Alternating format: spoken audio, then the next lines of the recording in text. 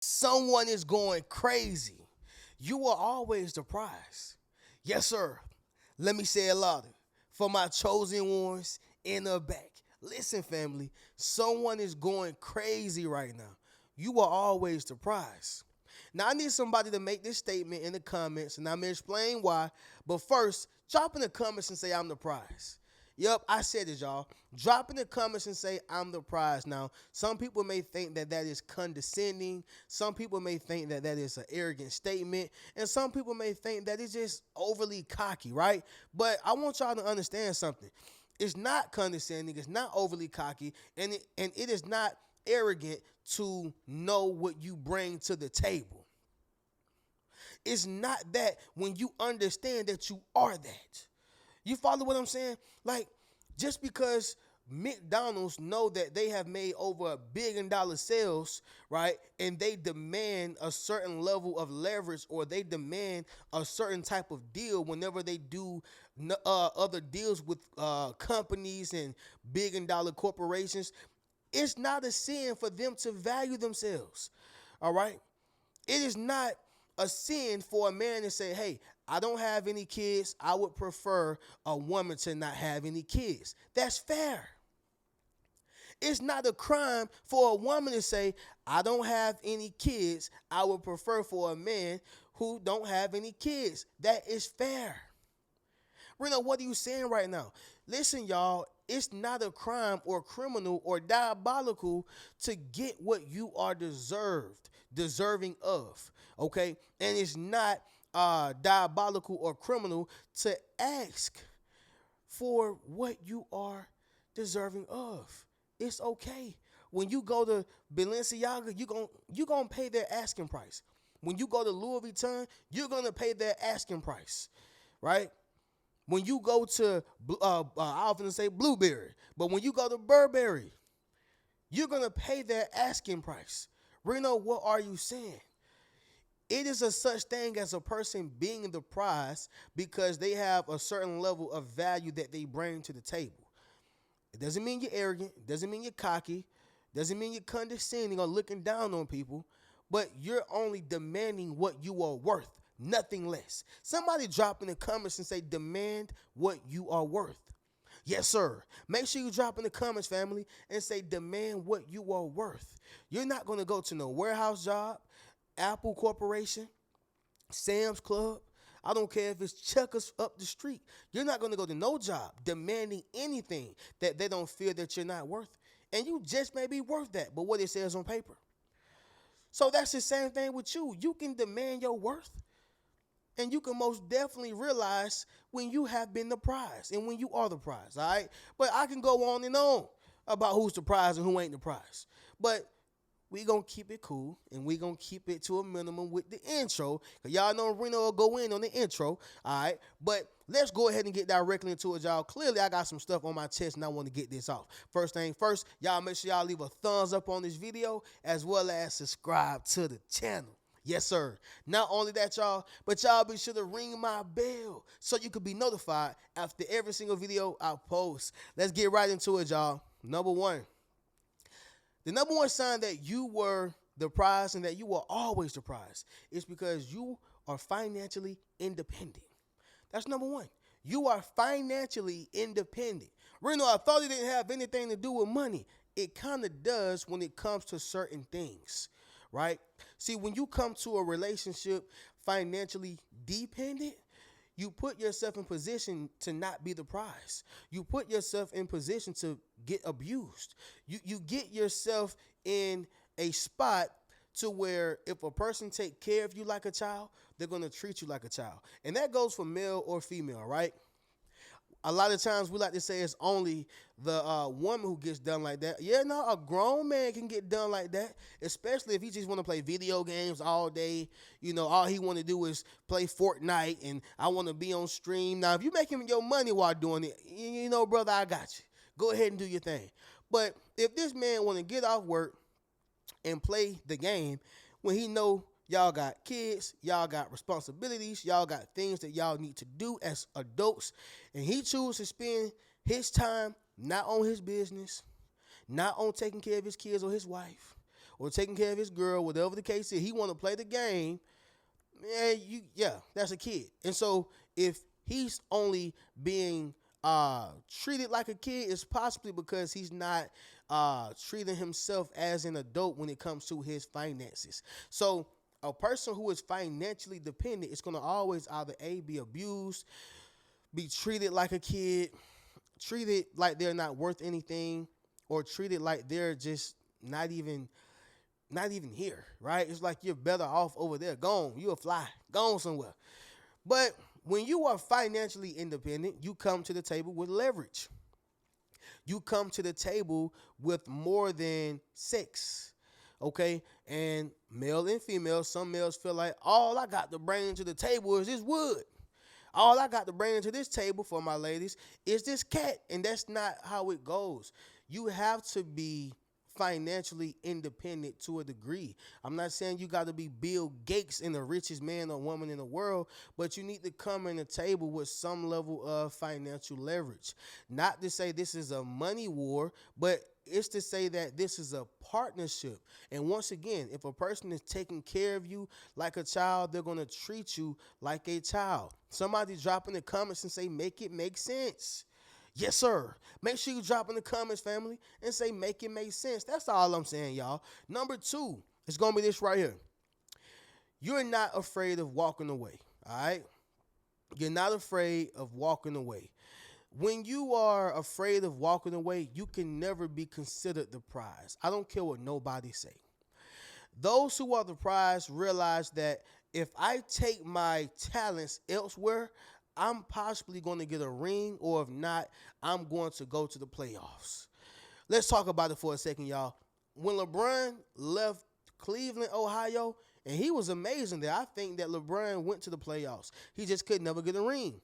When he left Cleveland, Ohio, and went to the Miami Heat with Chris Bosh, y'all, and Dwayne Wade and them boys over there, what my man went and got? He went and got that ring. I don't care what you want to talk about. I don't care. He had to lead teams. Jordan never did it. Listen, I don't care how the man got it. He got it. Because do you know how many other players switched teams and couldn't get a ring? Listen, y'all, Kobe would have never gotten a ring without Shaq. And here go my ladies, unless y'all know sports, y'all, Reno, what you talking about? Y'all just take notes for a second, ladies. What I'm saying is that when you are the prize, it don't matter where you go, you're going to get somewhere, because somebody is going to recognize your talents and your gifts and your characteristics and your personality and your love and your heart and your character. They're going to recognize it. Somebody drop in the comments and say they recognize me. Yes, sir. Make sure you drop in the comments, family, and say they recognize me. So what I am saying is LeBron was not afraid of walking away from the Cleveland Cavaliers. You know why? Because he knew he was the prize. All I got to do is go to good soil. That's it. He walked away from the Heat and went to the Lakers, got him another ring. All I got to do is stay in good soil. That's it. Reno, what are you saying right now? You can never be considered the prize if you can't walk away. Because guess what? If you got the gift, can't nobody take it away. If you leave your wife, you still got the gift. Or if your wife leave you, she didn't take the gift. If you leave your husband, or if your husband leave you, guess what? They couldn't take the gift. If you get fired from your job, guess what? They can't take the gift. Somebody drop that down below in the comments. You can't take the gift. So with that being said, y'all, you will never be afraid of walking away. Especially when you know if you take your talents elsewhere, you just may get a championship ring. And for my ladies, y'all know what that means. You just may get married. If you walk away from this Tyrone clown dude, and take your talents over here with a Richard, or take your talents over here with a person who sees your value, oh yeah, you're going to get that ring. That's how you know you were the prize. You wasn't afraid of walking away. Number 3, you don't chase, you attract. You don't chase, you attract. I think about people who all day online buy my course, buy this, get my book, get my book. And I know somebody gonna laugh and say, but Reno, after every end of the video, you always talking about get your book. Listen, y'all, you gotta promote yourself, right? But ask me this. Do I ask people to buy my stuff all day, every day, more than putting content out? I'm gonna give y'all value. If you want to purchase my stuff, cool, great, but let me just give you value, right? I'll give you the value. And if you decide you want to go further and buy a book or get my course or whatever the case is after I promoted it, fine. But what I'm saying is they ain't even giving you no value. And all they talk about is buy, purchase, get, give. But what are they giving you? That's a person who's chasing. They chasing friends. They chasing a relationship. They chasing a man. They chasing a woman. Real kings and queens, real chosen ones at that, don't chase, we attract. How do we attract, Reno? By the law of attraction, right? See, whatever you think about, you bring about. Whatever you surround yourself around, that becomes your reality. See, when you put your thoughts and your actions together, you get manifestation. That's what you get. And so people who chase, y'all, don't understand how to attract. You know why? Because they are steady chasing people and chasing things, and it never manifests into attraction. They don't understand the law of attraction. They don't understand that whatever I think about, I bring about. And if I surround myself around certain people, this is going to become my reality. They're going to stay in a cycle of chasing. You know, y'all, when I was in college, I understood this principle. You know, I told y'all when I was in school, we used to do the run and gun, right? But in a sense, that was chasing women. We would go to the mall, and I think that all young men should do this. You need to learn how to talk and communicate to a woman, and you need to build up your confidence to speak to a woman, right? But when I was in school, we used to go to the mall, and we used to just run up to regular and random women, and, you know, we'll introduce ourselves and just talk to them. Whether we got declined or rejected, we still did it because it was like a bet, right? Like, I bet you can't get this amount of numbers or whatever. But looking back on it, we was chasing women, right? But then I realized that when I just put on my best, I ain't saying wearing 100 chains. I ain't saying wearing diamond earrings and diamond watches and being flashy. No, y'all, I'm talking about just being myself when I go to a bar, or if I go to an event, a festival, or even just going to the store. Like, it's so simple. When you go into a store and just being myself, you would be amazed of as a man, what type of woman you attract. You'll be amazed. And you realize that when I was chasing them, it was like I kept getting rejected. But when I was attracting them, I couldn't keep them away. Make sense of what I'm saying? It's like when you don't want the jobs hit you up. I still got jobs hitting me up, y'all, and I haven't worked a regular job in about 3-4 years, but I still got jobs hitting me up from times when I was on Indeed, snag a job, right? But it's because I was chasing. But now that I have become a person of value, it seemed like the opportunities, the women, the money, the jobs, the everything is chasing me. It's because I am attracting. Make sense of what I'm saying, y'all? And that is with anything in life. So you're going to always be the prize when you learn the art of not chasing, but attracting. Number 4, y'all, it's going to be this right here. Your absence affects them, okay?